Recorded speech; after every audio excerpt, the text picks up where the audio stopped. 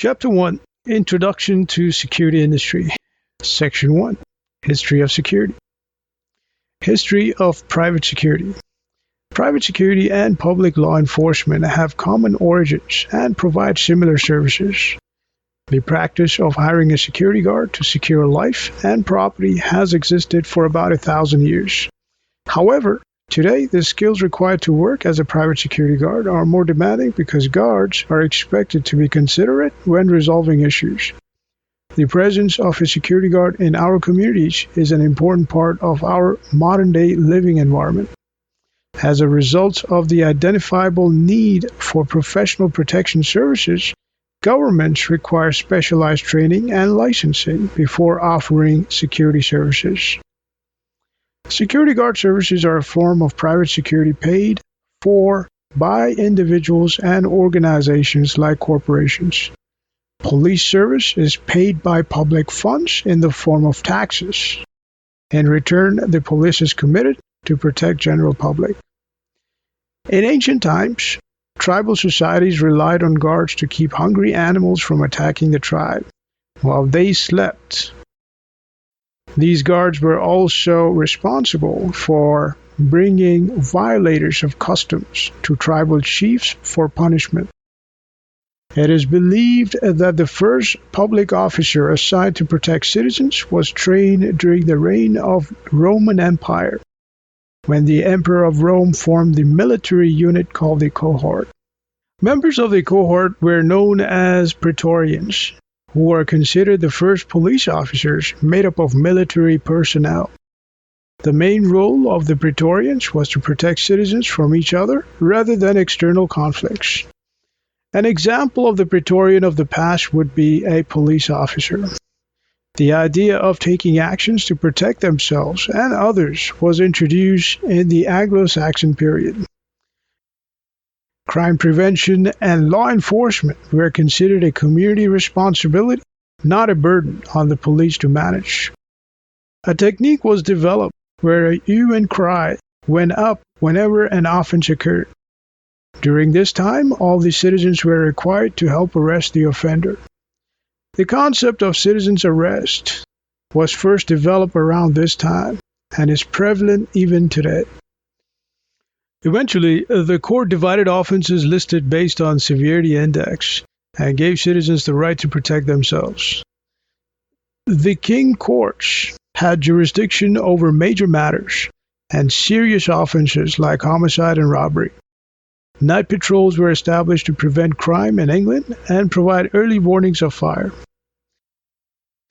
In 1663, the first formation of paid constables was created to protect business property at night. The 1600s saw many developments in North America that were similar to the system in England, allowing citizens to participate in law enforcement. In the 1700s, the British government took the position of hiring and paying individuals to fill the role of a night watchman rather than forcing people to work for free. Offenses were looked at as affecting the community rather than just one person.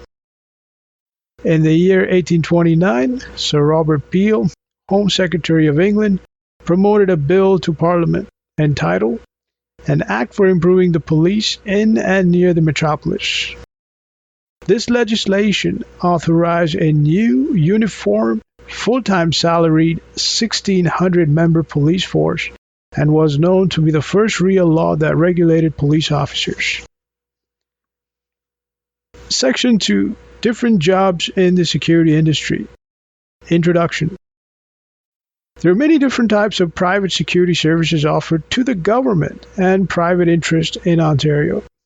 For this reason, there are several different types of roles that a security guard may take on. The differences between the roles require different types of training to manage the change of activities different roles have. The ultimate expectation from you as a security guard is to protect people and assets, as well as promote safety. Concierge.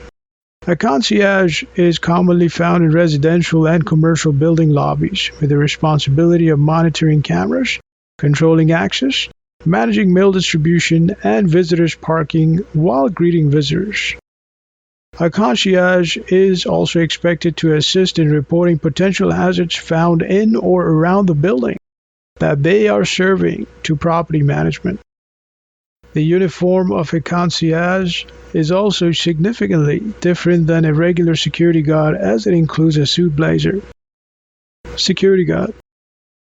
Ontario provincial law defines a security guard as a person who is paid to guard and patrol for securing assets and protecting people.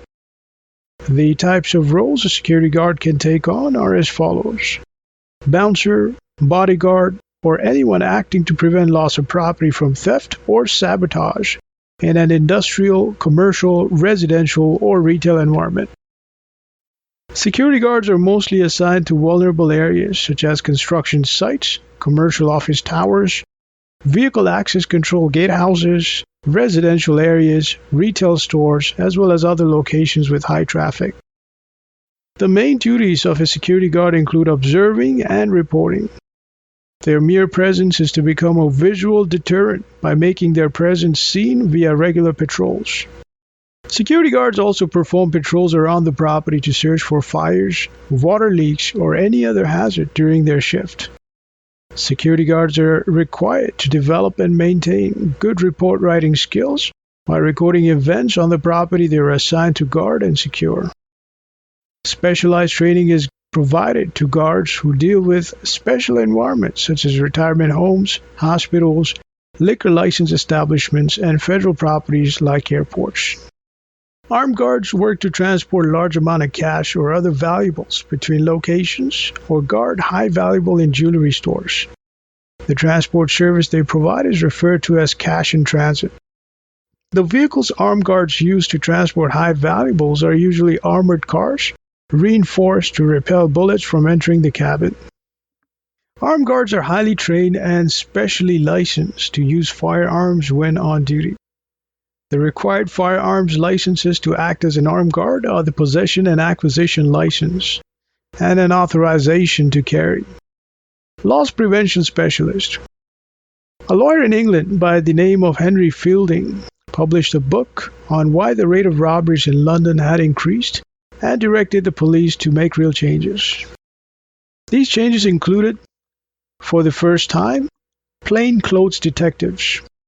The plainclothes detectives were tasked to catch anyone running away from a crime scene by having the detectives blend in with the general public. The advantage of this camouflage technique is that the criminal will not know who to avoid. The modern-day equivalent of a private detective is a private investigator, as well as loss and prevention specialist. Loss prevention specialists are plainclothes security guards working in retail stores to prevent thefts and fraud. The aim of the loss prevention specialist is to deter theft, even if the personnel have to take further steps to arrest the offender. The loss prevention specialist is required to maintain a low profile so that he or she is not detected by the would-be offender. However, loss prevention does not mean that you arrest everyone.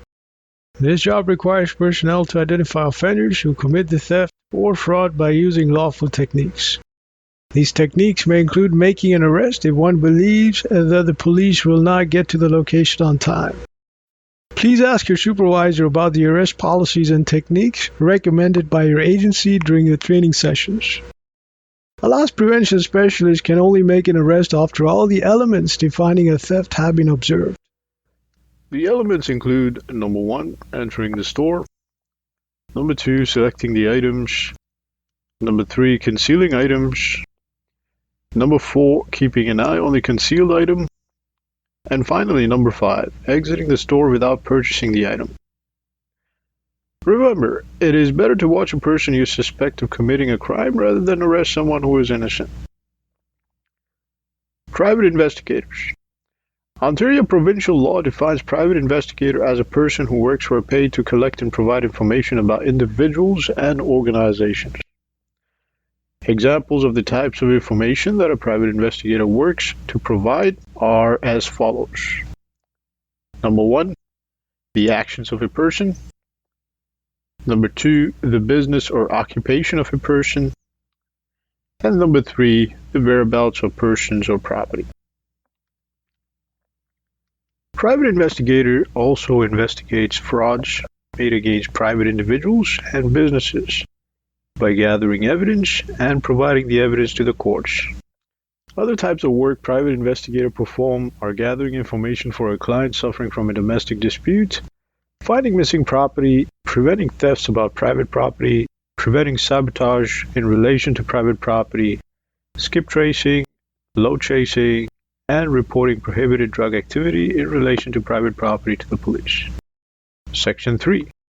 Knowledge, skills, and abilities to perform well. Knowledge. Knowledge includes facts, information, and skills acquired by a person through experience and education.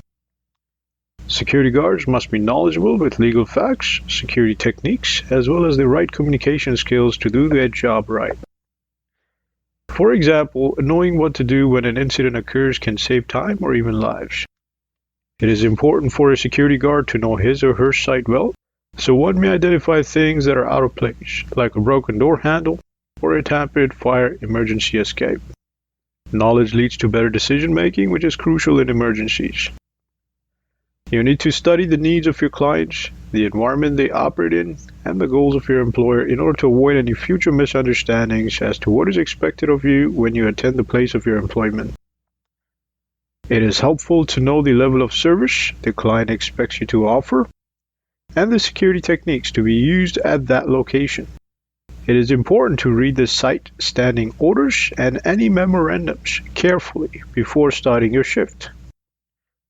A security guard should be knowledgeable of the whereabouts of all the emergency exits in the building in case they are asked to help direct people out of the building or to direct emergency services into the building they're responsible for securing. Standing orders. Standing orders are the general orders for your employer irrelevant of the site you're on. Post orders. Post orders are orders for the specific place you're working in addition to the standing orders. These may be orders that your employer's clients gave you.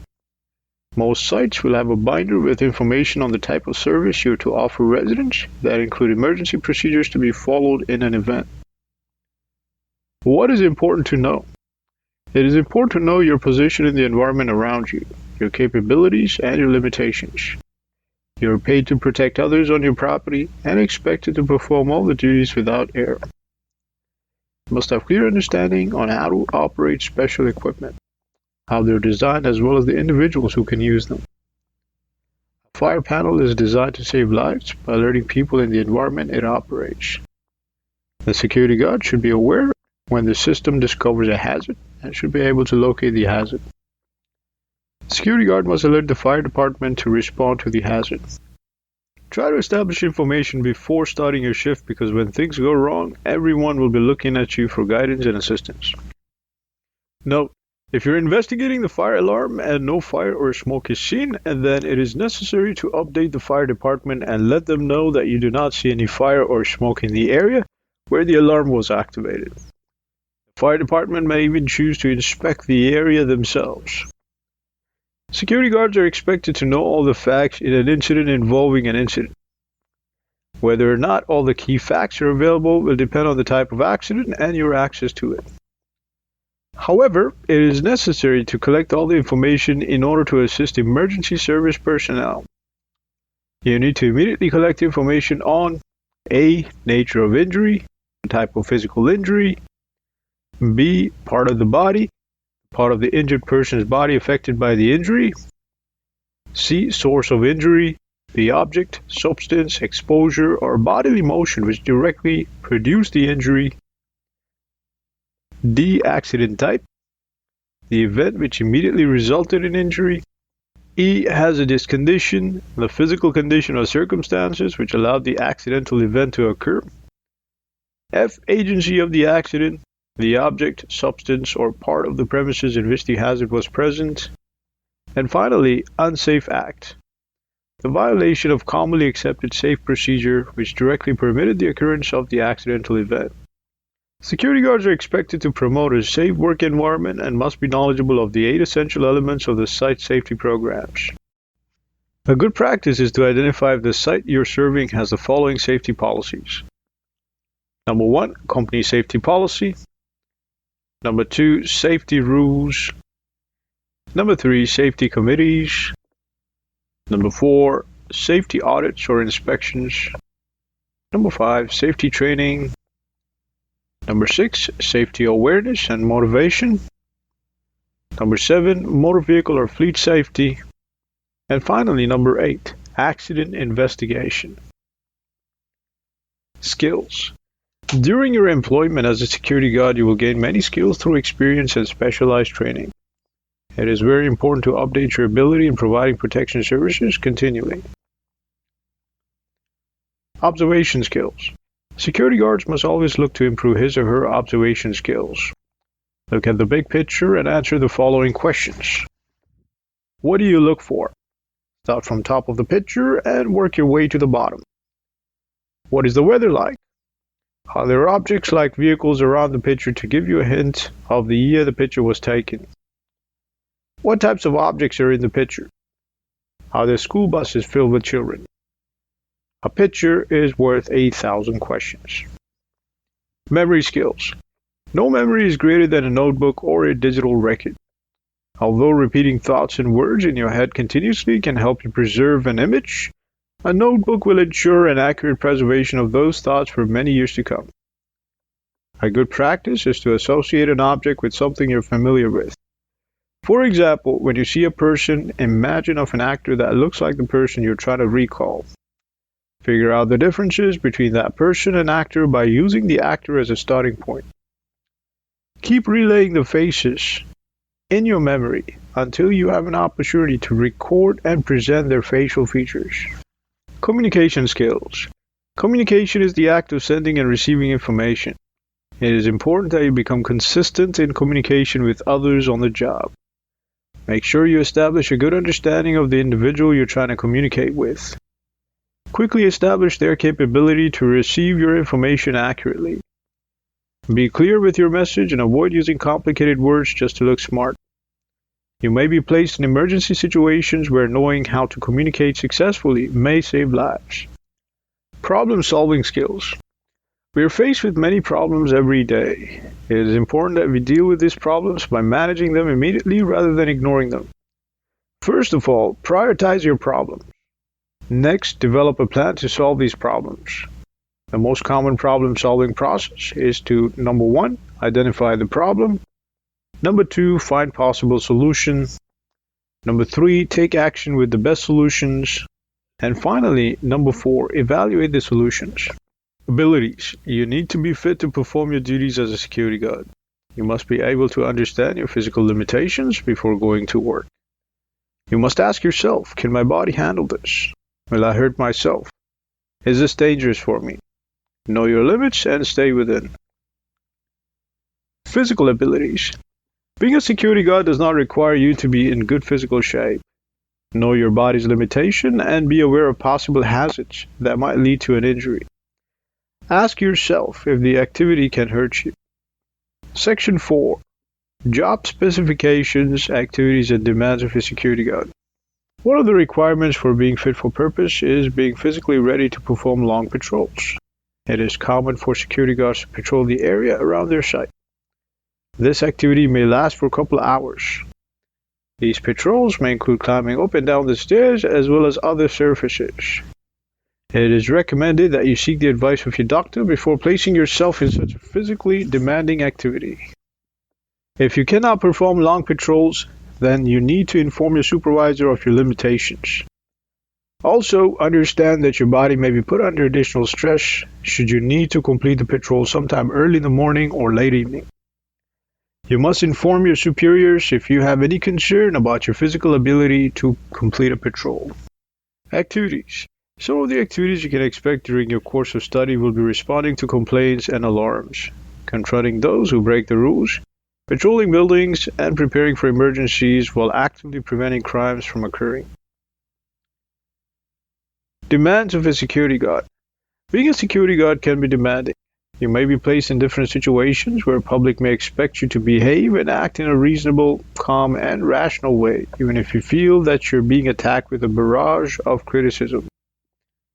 The government of Ontario also expects you to act professionally since your license is not a right but a privilege. Unlike many other jobs, lives may be on the line if you lose focus. the added stress and anxiety of public opinion, and potential for criminal charges during the scope of your duties adds to the level of complexity that you may have to deal with as a god. Travel. Most employers will require you to travel between many different sites within and around the city you live in. It is rare of an employer to offer you a permanent site. Employers may do their best to place you near your home if travel presents a risk. While traveling to and from work, you will not be permitted to carry any of your weapons or wear a uniform. Uniforms and weapons may make you a target because of the company you work for, especially if they don't know your location. If using the public transit, carry weapons and uniform in a bag and change them when you arrive to work. Off hours. Avoid posting photos online that may be considered controversial. Leaving the site with your uniform is also not a good practice, since you may become target in the eyes of the gangs and raged by another security guard. It is suggested that you change your clothes and uniform before and after work at a specific site. A workplace can produce a lot of stress. Stress can come from following strict procedures and meeting the expectations of both your employer and the client. Understanding how to manage stress can help you avoid bringing that stress home, where it may affect your family in an adverse manner. Before going home from a stressful day, remind yourself not to bring work at home. Give yourself a moment to calm your nerves down. Risks. You may find yourself in a situation of being in the middle of a physical confrontation or handling hazardous materials. Keep in mind that it is even difficult for doctors to identify immediately those who have infectious pathogens like hepatitis. Always keep a distance from others and assess the situation in a case where you might need to call for help before situations boil over. Dangers. When dealing with the public, it is important to keep in mind that you have information that will help you categorize a person as a high risk. If you're assigned as an intervention guard, you may interact with individuals with infectious disease or history of violence. In addition to these facts, you may also be in close proximity to hazardous materials or work sites. Your employer is responsible for providing you information about all the hazards on the site. Section 5. Security industry background and changes in the industry. The Ontario security service industry has been presented with new legislation that has introduced many requirements. The changes include, but are not limited to, mandatory training and testing, mandatory record keeping, as well as a code of conduct. The new Private Security and Investigative Services Act legislation sets out to strengthen the professionalism of the security industry services. It also increases public safety through mandatory training and testing with a level of competency that satisfies public interests. End of the chapter.